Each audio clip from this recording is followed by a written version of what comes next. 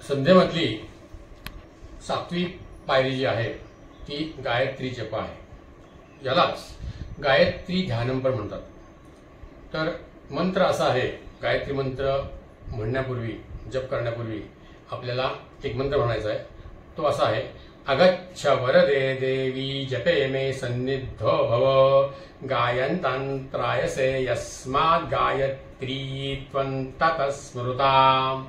त्यानंतर आपल्याला जर 10 वेळा गायत्री मंत्र म्हणायचा असेल तर दशवारम म्हणावं।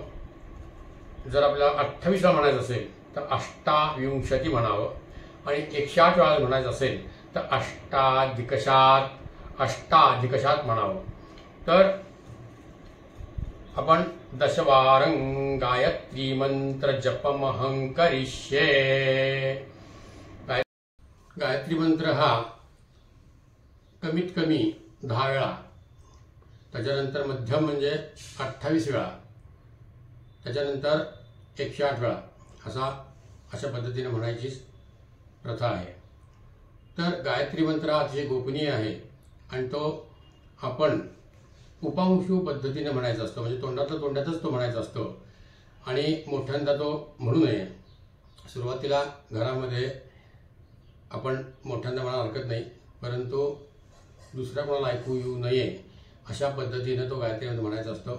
त्यामुळं 10 वेळा, 28 वेळा, 108 वेळा तुम्ही म्हणा आणि तो मंत्र अत्यंत शुद्ध रीतीनं म्हटला पाहिजे, नाहीतर शाब्दिक कसरत होईल आणि त्याचं फळ मात्र मिळणार नाही। त्यामुळं तो मंत्र अत्यंत शुद्ध, स्वरयुक्त, जसाच्या तसा म्हटला पाहिजे आणि त्यासाठी आपण आपापल्या गुरुजींच्याकडे जाऊन किंवा गुरुजींच्या घरामध्ये बोलवून त्यांच्याकडनं ती संथा घ्यावी आणि जप करावा।